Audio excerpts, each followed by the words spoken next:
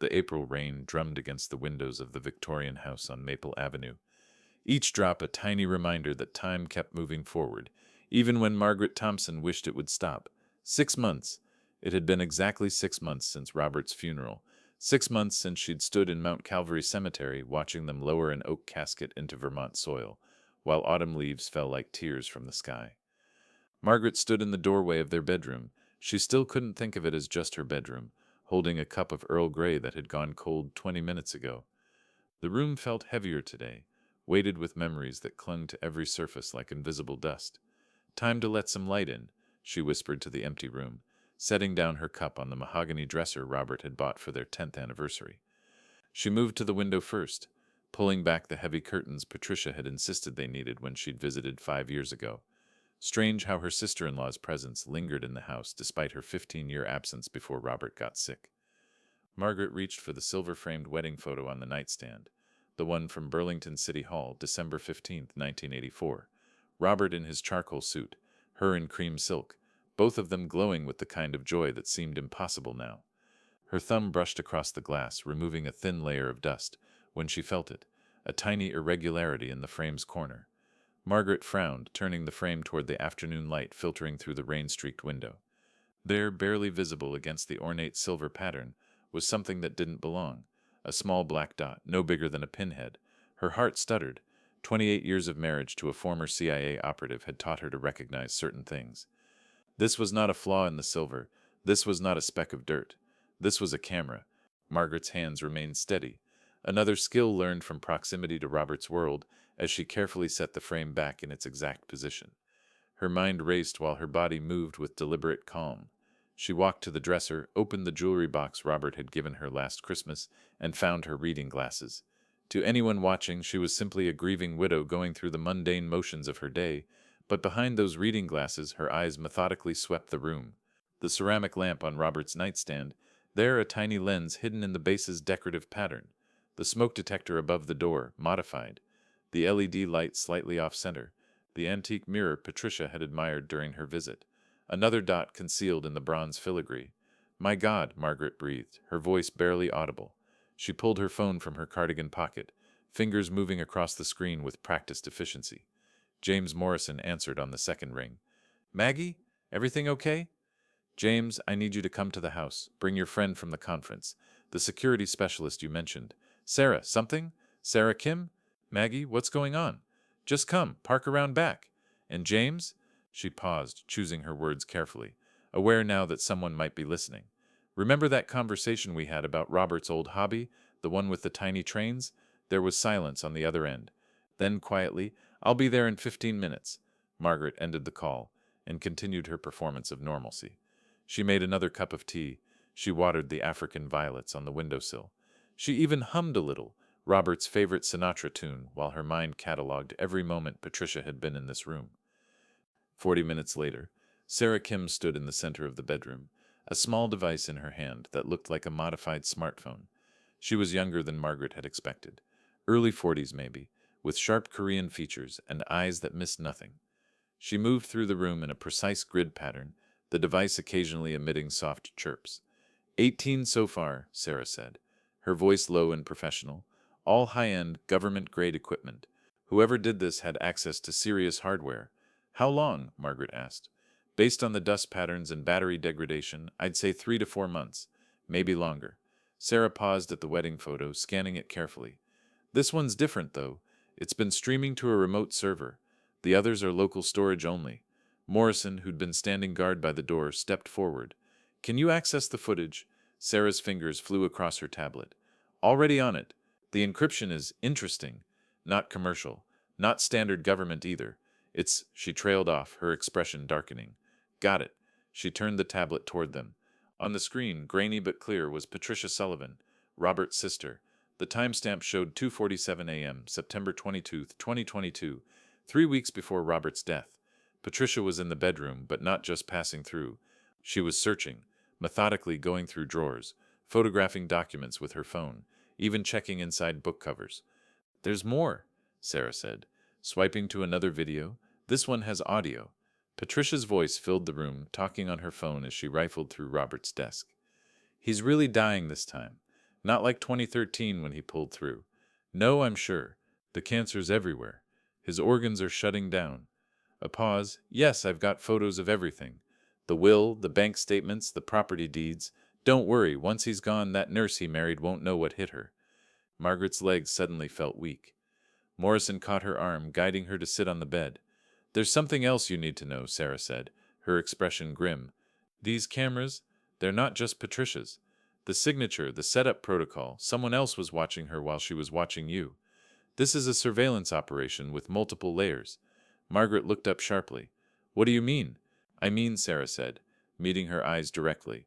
Patricia Sullivan might be spying on you, but someone much more dangerous is controlling her.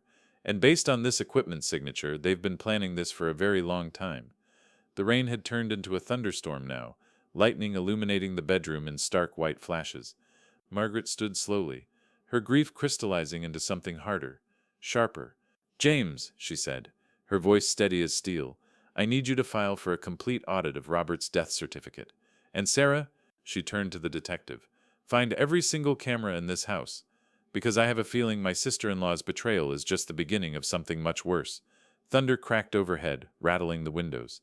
In the silver frame, the wedding photo smiled back at them, unaware that its innocent surface had been watching Margaret grieve for 6 long months, recording every tear, every breakdown, every moment of vulnerability. But Margaret Thompson wasn't vulnerable anymore. Someone had turned her sanctuary into a glass house. It was time to throw stones. 3 days after discovering the cameras, Margaret thought she'd seen the worst of Patricia's betrayal. She was catastrophically wrong. The doorbell rang at 6:47 a.m. on a gray Thursday morning, April 18th.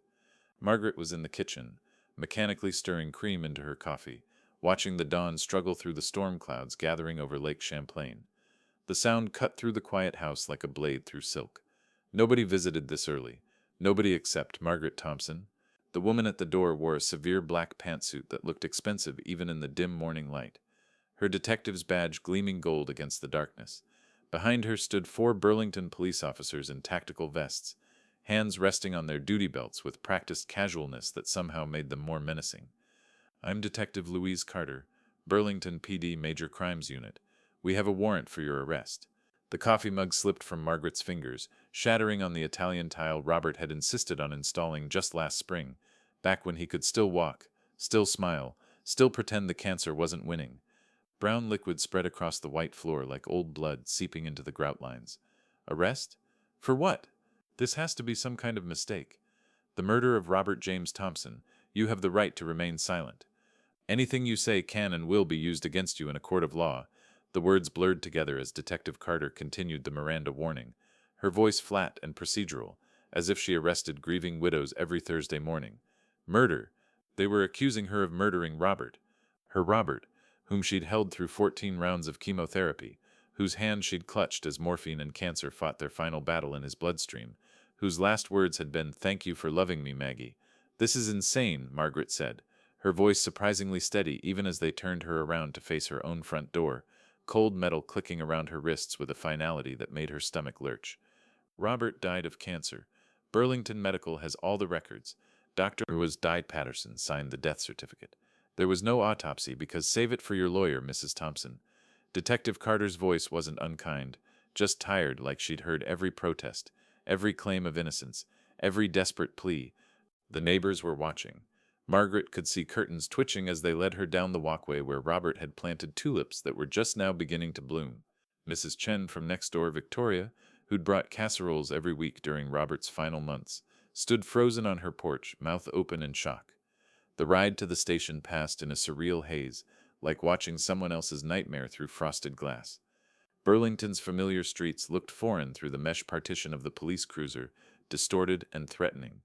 The farmer's market where she and Robert bought heirloom tomatoes every Saturday. The cafe where they'd had their first date in 1983. The funeral home where she'd picked out his casket just 6 months ago, all of it sliding past like scenes from someone else's life. At the station, under fluorescent lights harsh as Judgment Day, they photographed her against a white wall, front, left, right, like she was already guilty. They rolled her fingers in ink, pressing each one carefully onto cards that would forever mark her as an accused killer. They took her wedding ring, the simple gold band Robert had saved 6 months to buy in 1984, and the small gold cross he'd given her on their first anniversary when they were still poor and madly in love. Personal effects, the booking officer said, sealing them in a manila envelope. You'll get them back if when you make bail.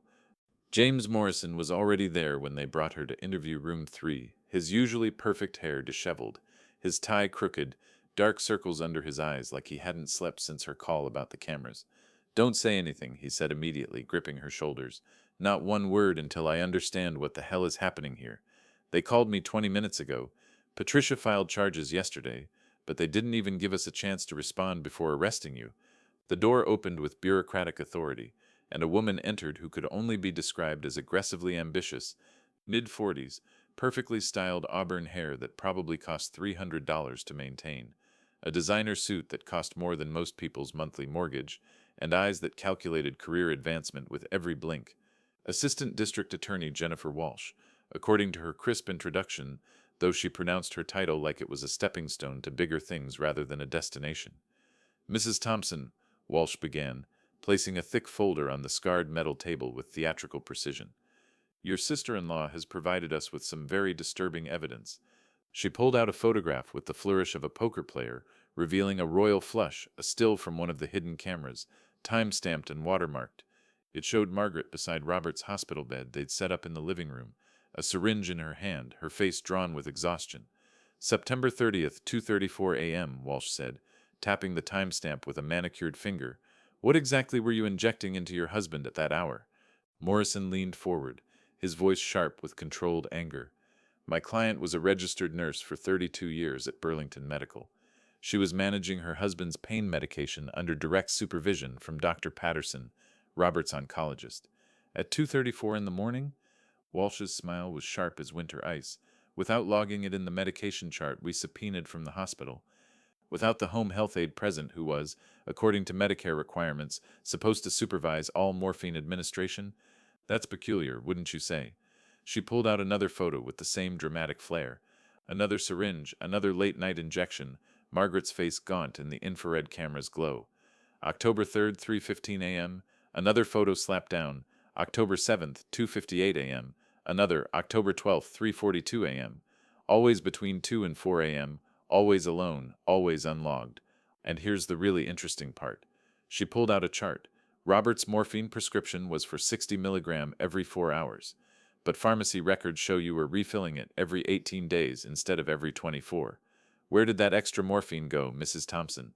Margaret wanted to scream that Robert's pain always spiked at night, that the bone metastases made him writhe in agony, that the useless home health aide slept through his moans, that she'd been the only one who could calm him when the pain became a living thing eating him from the inside. But Morrison's hand on her arm, firm and warning, kept her silent. Here's what I think happened, Walsh continued, her voice taking on the theatrical cadence of someone already practicing their closing argument for the jury. You were tired, exhausted, really.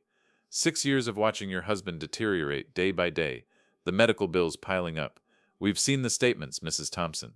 $340,000 in debt, even with insurance. The house remortgaged twice. Your retirement savings gone. And then there's that life insurance policy.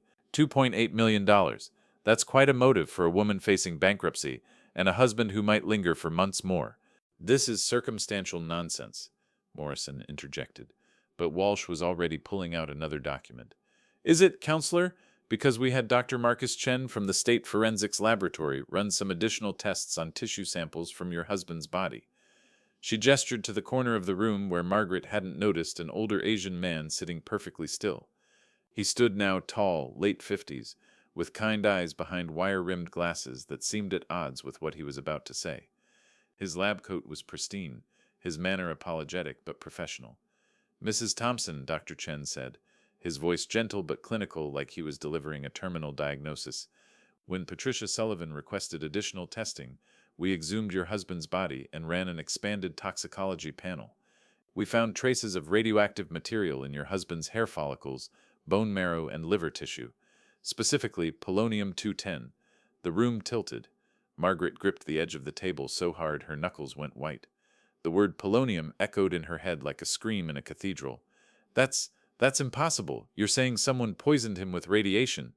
The levels were subtle but consistent, Dr. Chen continued, consulting his notes with scientific precision.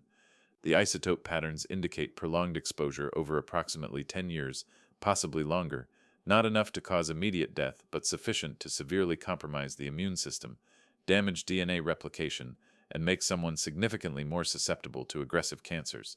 You're suggesting someone gave him cancer? Morrison's voice cracked with incredulity. I'm not suggesting anything, Dr. Chen replied carefully, every word measured. I'm simply reporting what we found. Polonium-210 is extremely rare, extremely expensive. We're talking hundreds of thousands of dollars per gram, and extremely difficult to obtain. It requires specialized knowledge to handle safely. Someone without proper training would likely poison themselves before their target. Walsh leaned back in her chair, savoring the moment like expensive wine. Your client worked at Burlington Medical for 3 decades. She had access to the radiological department. She would know how to handle radioactive materials safely.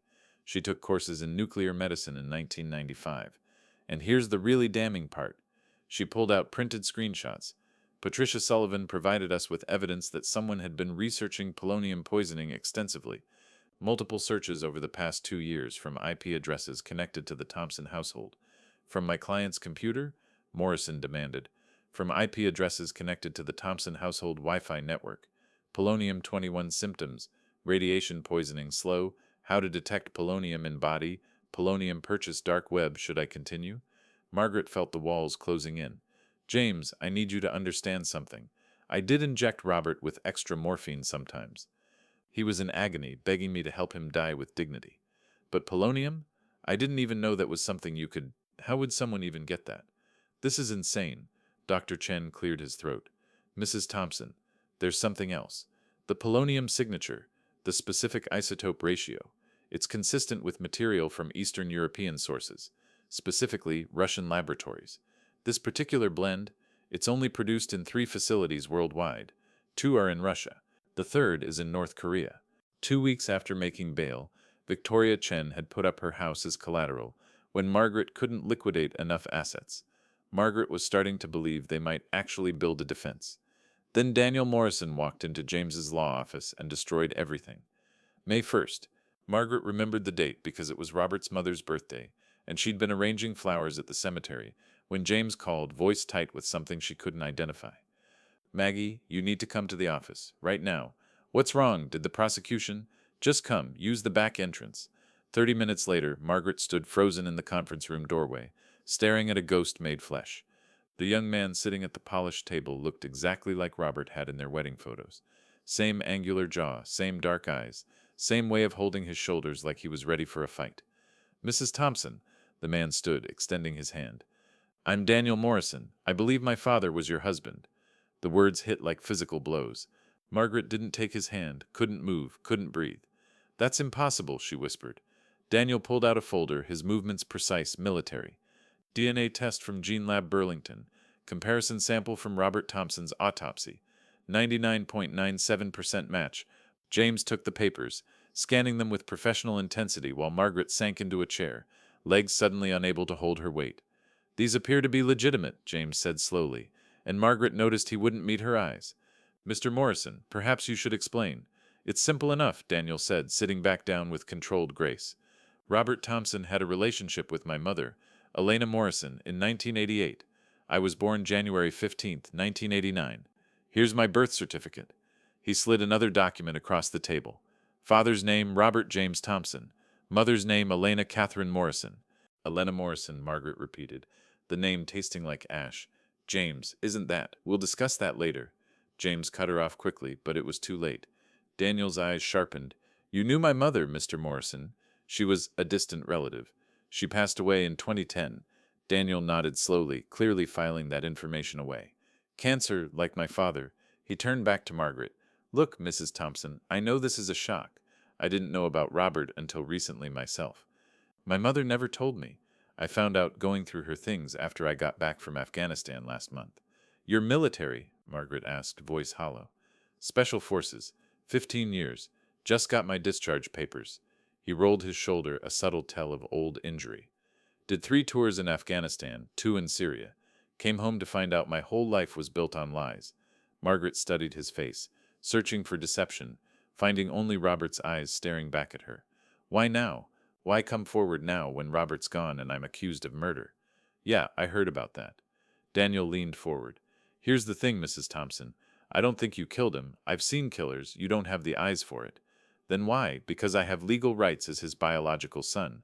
1/3 of the estate under Vermont inheritance law, whether I'm in the will or not. And honestly, I need to know who my father was. All I have are my mother's lies and a bunch of documents. You had 38 years with him. The conference room door opened. Patricia Sullivan entered like she owned the place, Gerald trailing behind her. Ah, Daniel! Patricia's smile was venomous sugar. So glad you could make it. Has Margaret been welcoming to the family? Margaret's stomach dropped.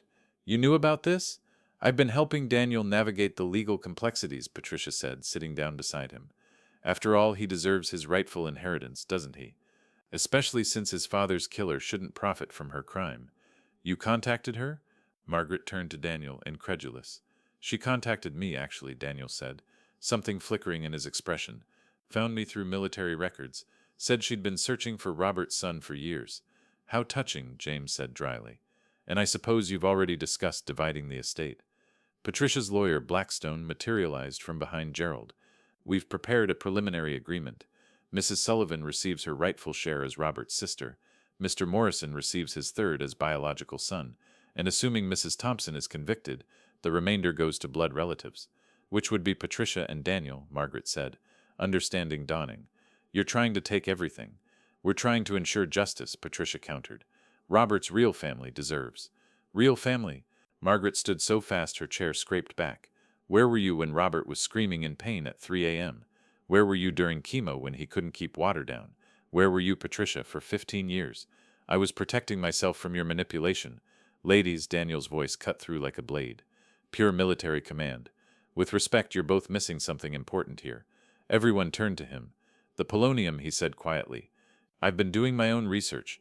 That's not something you can just buy online. The specific isotope signature Dr. Chen found. I've seen it before. Where? James asked sharply. Classified operations. Syria specifically. Russian assassination squads use that exact blend. It's like a fingerprint. He looked directly at Margaret. Did Robert ever mention anyone named Volkov? The temperature in the room seemed to drop 10 degrees. How do you know that name? Margaret whispered. Because 3 weeks ago someone tried to hire me for a private security job. The client's name was Dmitry Volkov. He specifically asked if I knew the Thompson family in Burlington. Daniel pulled out his phone, showing a screenshot of an encrypted message. He offered me $200,000 to retrieve something from this house. Patricia had gone pale. You didn't tell me about any? There's a lot I haven't told you, Aunt Patricia. The way Daniel said aunt was loaded with meaning, like the fact that I know you've been getting payments from offshore accounts. $50,000 a month for the past 3 years. Want to explain that? Gerald stood abruptly. We should go. Sit down, Gerald, Daniel commanded. And surprisingly, Gerald sat. Or should I say, Agent Stevens? The room exploded into chaos. Patricia was screaming denials. Gerald was reaching for something in his jacket. James was shouting for everyone to calm down.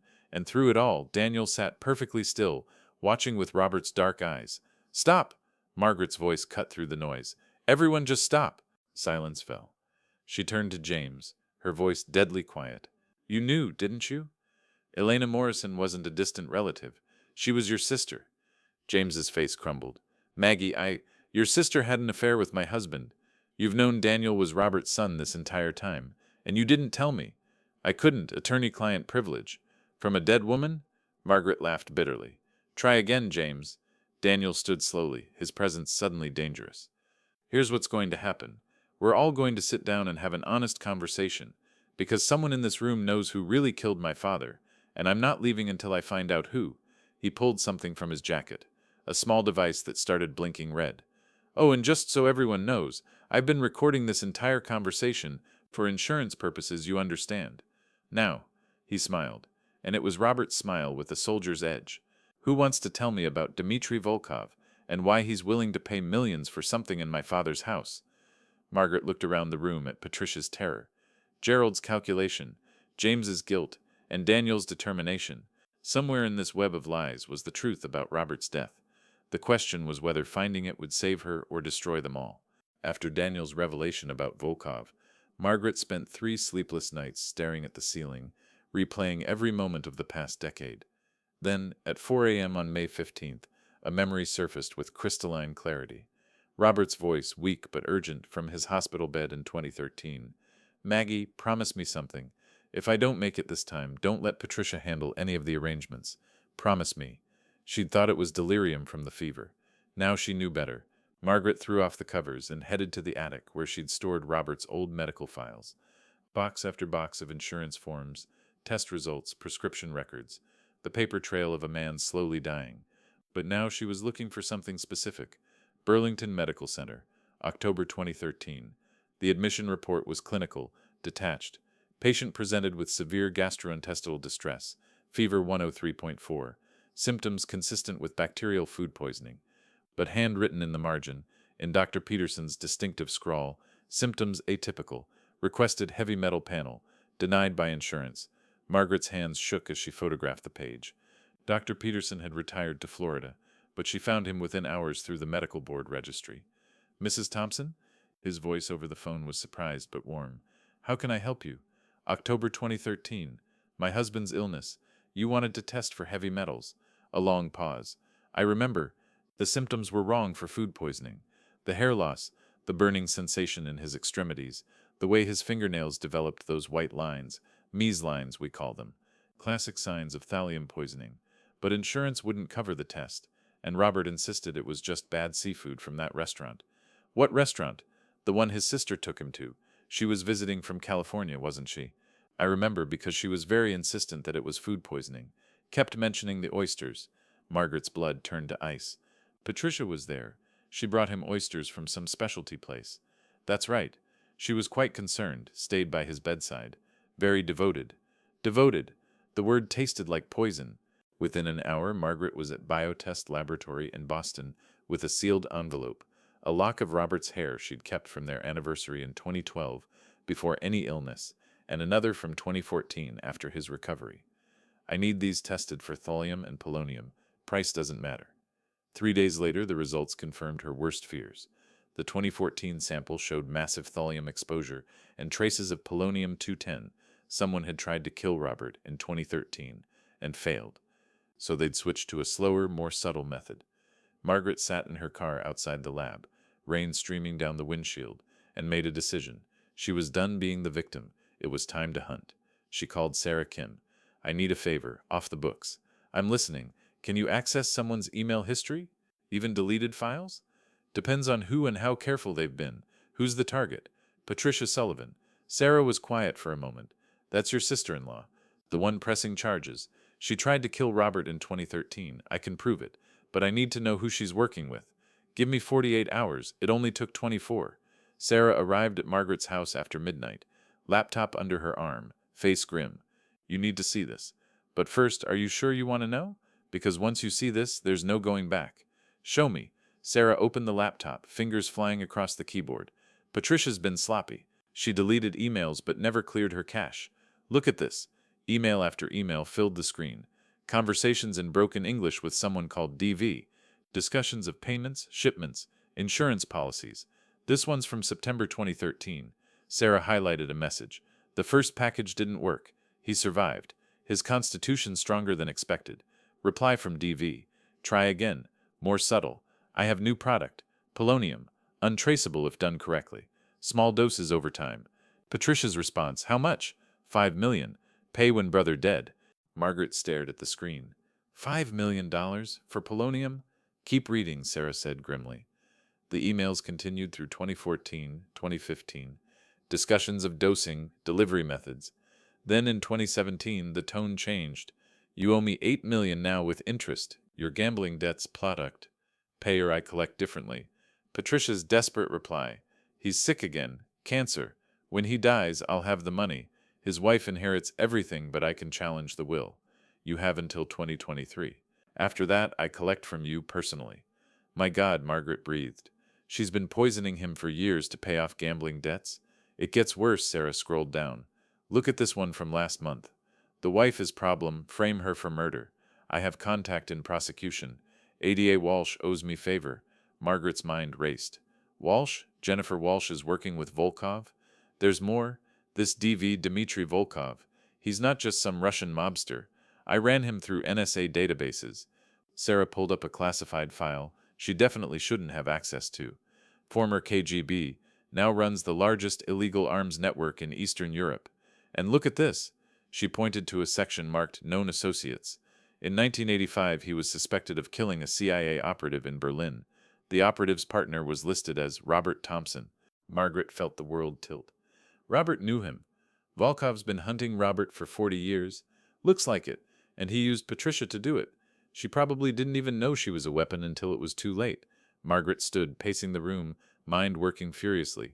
We need to get this to the police. With illegally obtained evidence, it'll be thrown out and you'll be charged with conspiracy. Sarah closed the laptop. But there might be another way. Patricia doesn't know we have this. We could use it to make her confess, Margaret finished. If she thinks Volkov's coming for her, Sarah smiled darkly. Now you're thinking like an operative. Your husband would be proud. Margaret looked at the photo of Robert on the mantel, taken just months before he died, smiling despite the pain she now knew he'd been carrying for years. Sarah, can you create fake emails? Make it look like Volkov's cutting her loose? That's illegal. So is murdering my husband over gambling debts. Sarah considered this. What did you have in mind? Patricia's terrified of Volkov.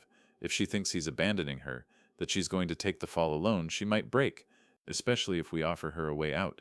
That's entrapment. No, Margaret said firmly. That's justice. She poisoned my husband for a decade.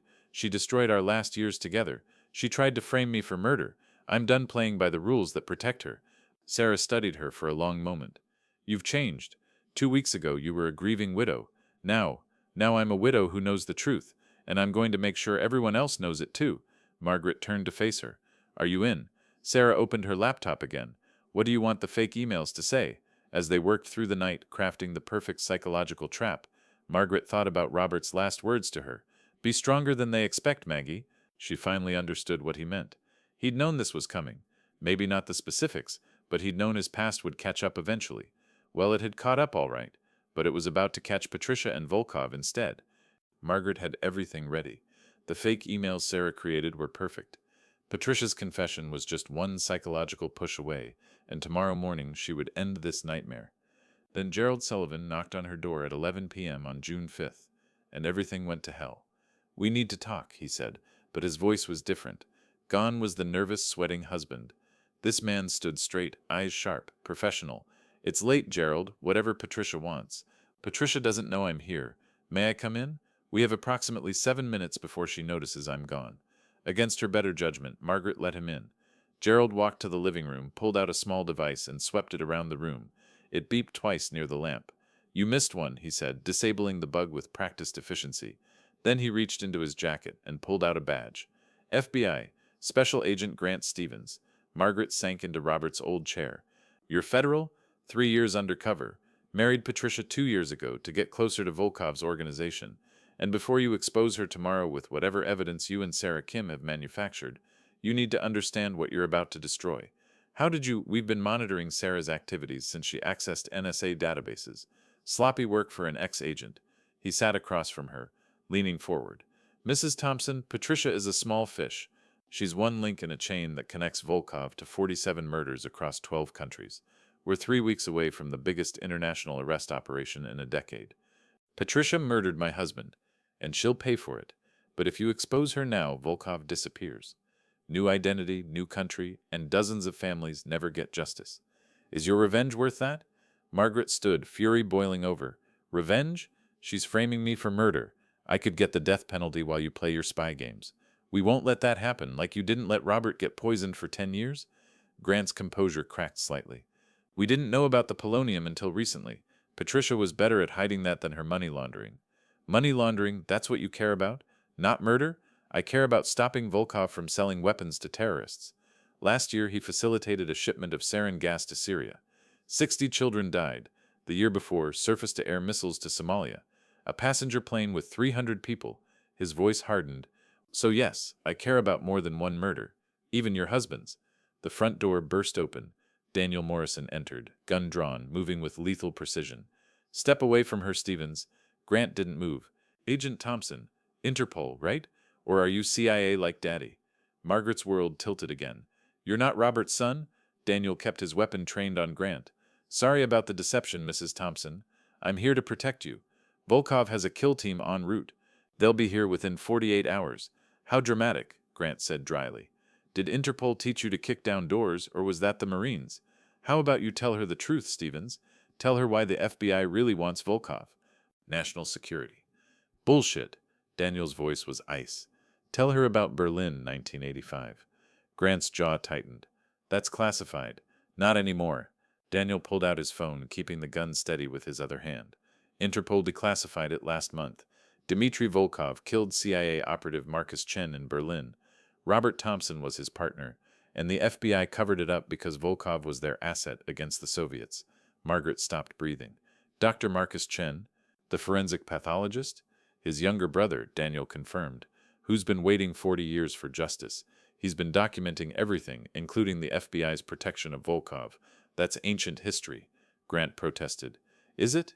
Because 3 hours ago, Volkov's men crossed the Canadian border. They're not coming for evidence, Stevens. They're coming to tie up loose ends. Patricia, Margaret, anyone who knows about the polonium. Grant's phone buzzed. He looked at it, face paling. Shit. Patricia's gone. She's not at the hotel. Of course she's gone, Daniel said.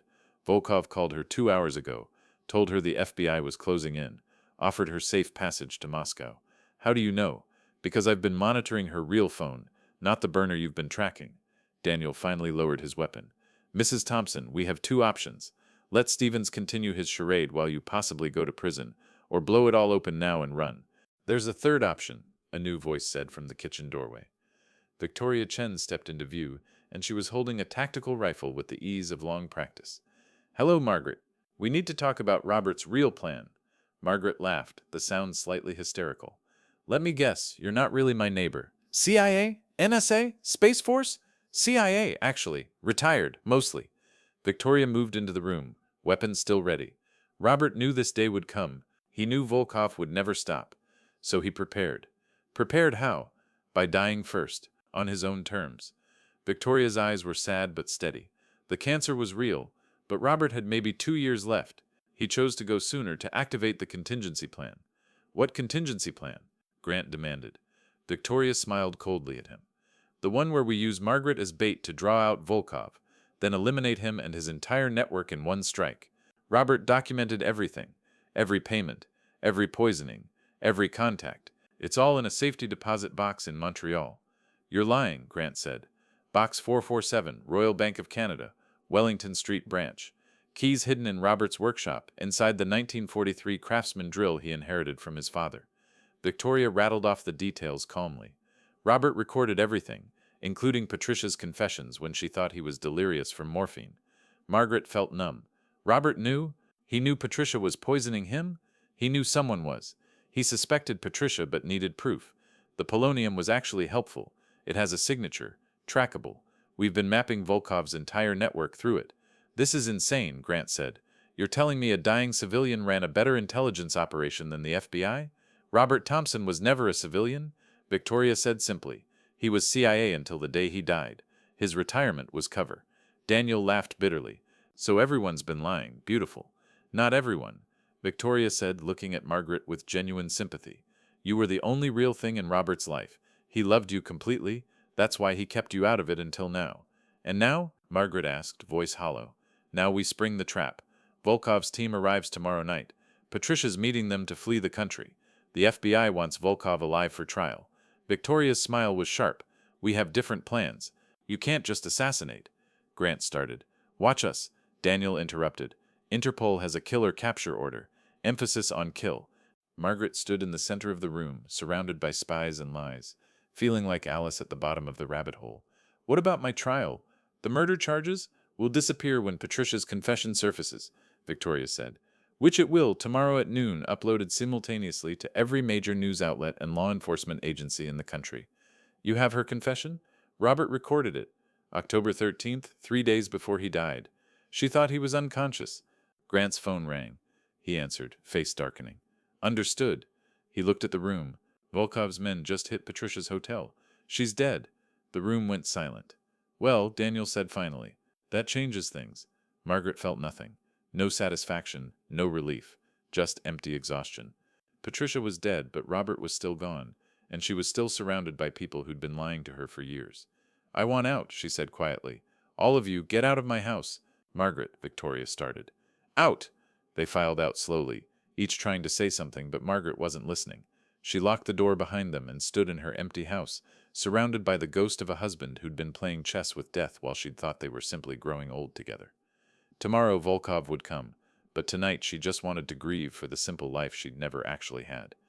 After everyone left, Margaret couldn't sleep. At 3 a.m., she found herself in Robert's workshop, running her fingers over his tools, breathing in the lingering scent of sawdust and machine oil. Her hand stopped on the 1943 Craftsman drill Victoria had mentioned. It was Robert's most prized possession, inherited from his father, a World War II veteran who'd built Liberty ships in the Portland shipyards. Margaret had always wondered why Robert never used it, just kept it oiled and polished like a shrine. She picked it up, feeling its weight, and noticed something off. The handle was loose. When she twisted it, the bottom cap came away, revealing a hollow chamber. Inside was a key and a folded piece of paper with Robert's handwriting. Workshop floor, northeast corner, under the pegboard. All my love, R. Margaret's hands trembled as she moved the heavy pegboard. Behind it, set into the concrete floor, was a hidden safe she'd never known existed. The key fit perfectly. Inside the safe was a tablet, fully charged with a single video file dated October 13th, 2022, 3 days before Robert supposedly died. She pressed play. Robert's face filled the screen, thinner than she remembered but very much alive. His eyes, those dark eyes she'd loved for 38 years, looked directly at her. Maggie, my darling, if you're watching this, then everything has proceeded according to plan. First, I need you to know I'm alive, I'm safe, and I'm so desperately sorry for what I've put you through. Margaret's legs gave out. She slid to the workshop floor, clutching the tablet, unable to breathe. Robert continued, his voice warm and familiar like he was sitting right beside her. I know you have questions. Let me start from the beginning. My name is Robert James Thompson, but from 1975 to 1995, I was also officer designation, CO Balt 7, Central Intelligence Agency, Eastern European Division. The screen changed to show old photographs. Robert in his 20s, clean-shaven, military bearing, standing beside the Berlin Wall.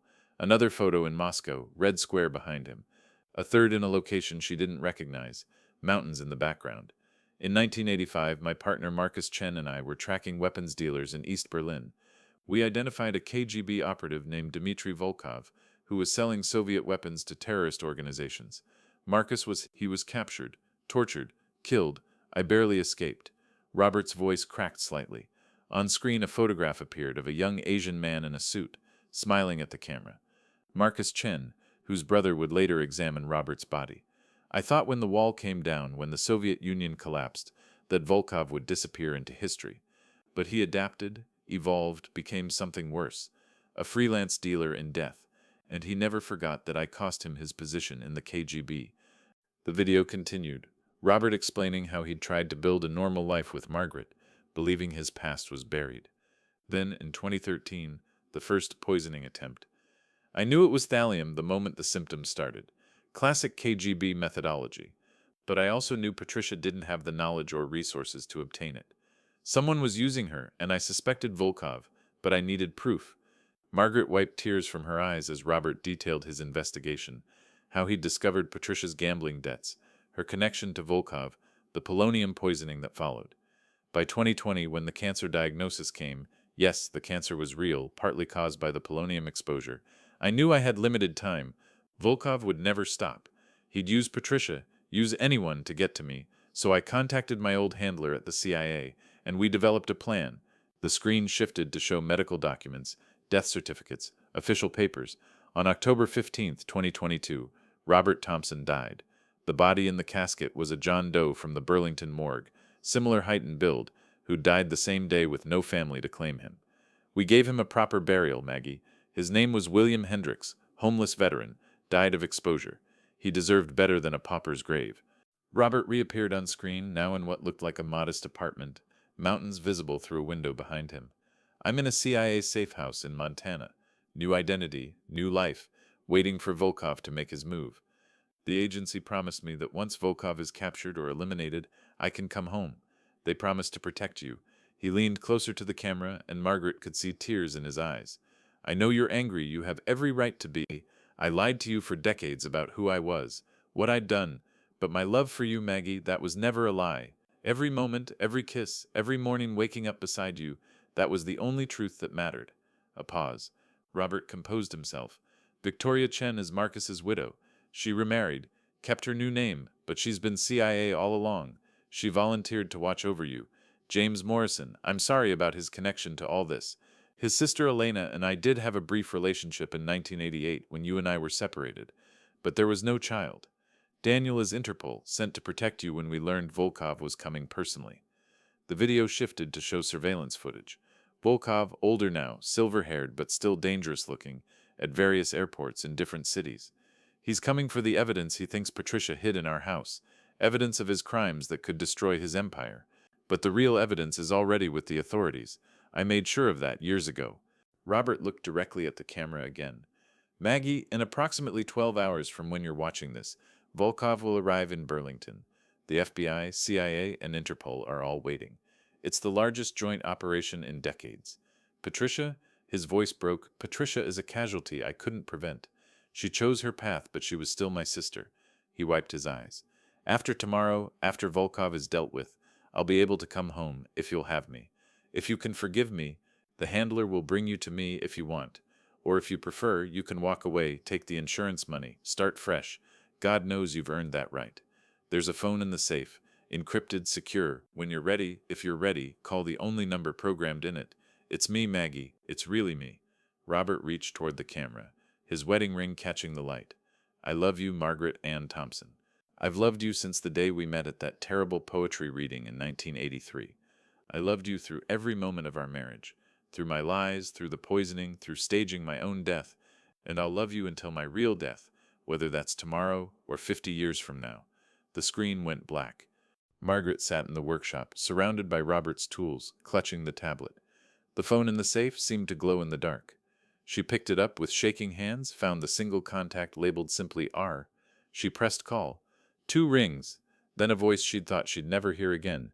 Maggie, you son of a bitch, she whispered, laughing and crying simultaneously. You absolute bastard. How could you do this to me? I know, I'm so sorry. When this is over, Robert Thompson, you better come home, because we have 38 years of truth to make up for with however many years we have left. Is that forgiveness? That's a promise that I'm going to make your life hell for at least a year before I forgive you. She could hear him laughing through his tears. I love you, Maggie. I love you too, you lying, dying, undying spy. Outside, dawn was breaking over Lake Champlain. In 12 hours, Volkov would arrive. But for the first time in 6 months, Margaret Thompson knew her husband was alive. And that changed everything. The takedown happened at 2:47 a.m. on June 6th. Volkov's team never saw it coming. FBI, CIA, Interpol, 47 agents converging on the Thompson house where Volkov himself had come to retrieve his evidence. The Russian arms dealer, who'd evaded justice for 4 decades, was finally in custody. By noon, every major news outlet carried the story. Patricia Sullivan, found dead in her hotel room, was posthumously charged with the attempted murder of Robert Thompson. The evidence was overwhelming. Emails, financial records, recorded confessions. ADA Jennifer Walsh was arrested for conspiracy. Her connections to Volkov exposed. Margaret sat in the courtroom one last time as Judge Helena Cross read the final verdict. In light of new evidence and the death of the primary conspirator, all charges against Margaret Thompson are dismissed with prejudice. Mrs. Thompson, you're free to go with the court's deepest apologies for your ordeal. The gavel came down. It was over, or so everyone thought. 3 days later, Margaret drove across the Canadian border using her real passport, following GPS coordinates Victoria Chen had provided. The route led to a cabin overlooking Lake Memphremagog, 2 hours from Montreal. Robert was waiting on the porch, thinner but very much alive. They stood frozen for a moment, 30 feet apart, 38 years of marriage suspended between them. Hello, Maggie. Hello, Robert. She walked slowly up the porch steps, stopped just out of reach, studying his face. Then she slapped him, hard enough to snap his head sideways. That's for dying on me. She kissed him then, fierce and desperate. And that's for coming back. They sat on the porch swing, the same model as the one at their Vermont house, and Robert held her as she cried 6 months of grief into his shoulder. When she finally stopped, the sun was setting over the lake. There's something I need to tell you, Margaret said, pulling back to look at him. Robert waited. I know you were CIA. I've always known. Robert went very still. What? Margaret smiled, the expression sharp as winter ice. Robert, darling, Did you really think MI6 would send an inexperienced agent to Berlin in 1982? I wasn't there for that terrible poetry reading. I was there for you. The color drained from Robert's face. Your British intelligence was retired in 1990 officially, though one never really retires, does one? She touched his face gently. I was assigned to assess whether you'd been turned by the Soviets. There were concerns about your relationship with Volkov. You've known for 40 years. 41, actually. I knew before we married. My handler was quite upset when I fell in love with my target. She laughed at his expression. Oh, Robert, did you really think your backstopping was that good? An American businessman who spoke fluent Russian and had knife scars from a Spetsnaz blade. Robert's mouth opened and closed without sound. I helped you fake your death, Margaret continued conversationally. Who do you think suggested William Hendricks from the morgue? Who made sure the DNA samples matched? Who planted the idea in Victoria's head to watch over me? But the cameras, your shock. I'm a very good actress. My six training, you know. Though I genuinely didn't know about Patricia's cameras, that was sloppy of me. She sipped the tea she'd brought from the cabin. I've been running this operation for 3 years, love. Ever since your diagnosis, Robert stared at her like he'd never seen her before. The evidence against Patricia. Oh, that was all real. She really was poisoning you. But I made sure the right people found it at the right time. Sarah Kim? Former NSA, yes, but also an old friend from a joint operation in Hong Kong, 1989. Daniel? Interpol, but I'm the one who requested him. Jesus Christ, Maggie. Language, dear. She patted his hand. The hardest part was playing the grieving widow while knowing you were alive in Montana. Do you have any idea how badly I wanted to call that encrypted phone the moment you died? Why didn't you tell me about MI6? The same reason you didn't tell me about the CIA. To protect each other. To have something real. She turned to face him fully. Our love was never part of the job, Robert. That was just us. He pulled her close, burying his face in her hair. All these years we were both pretending to be normal. And we were terrible at it, she laughed. A CIA operative and an MI6 agent playing house in Vermont. No wonder Volkov found us. What now? Robert asked.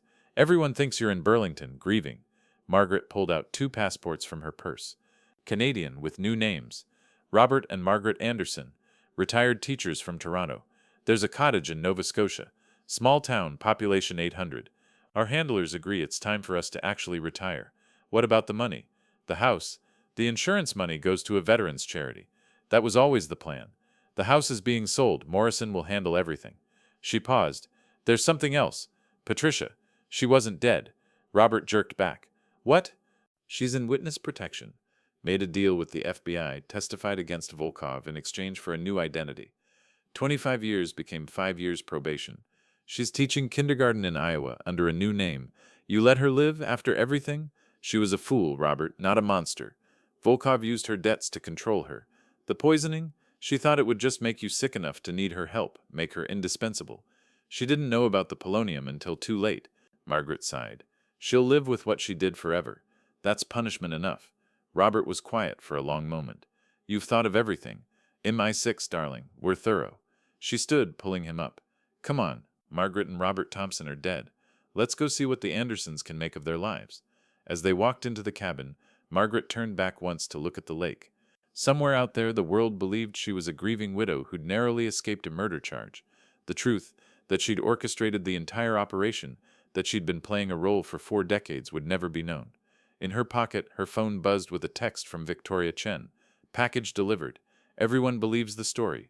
Enjoy retirement, Songbird. Margaret smiled and deleted the message. Songbird had been her MI6 designation. First time anyone had used it in 30 years. Inside the cabin, Robert was making dinner, humming Sinatra like he always did. For the first time in 41 years, neither of them had to pretend. They were finally free.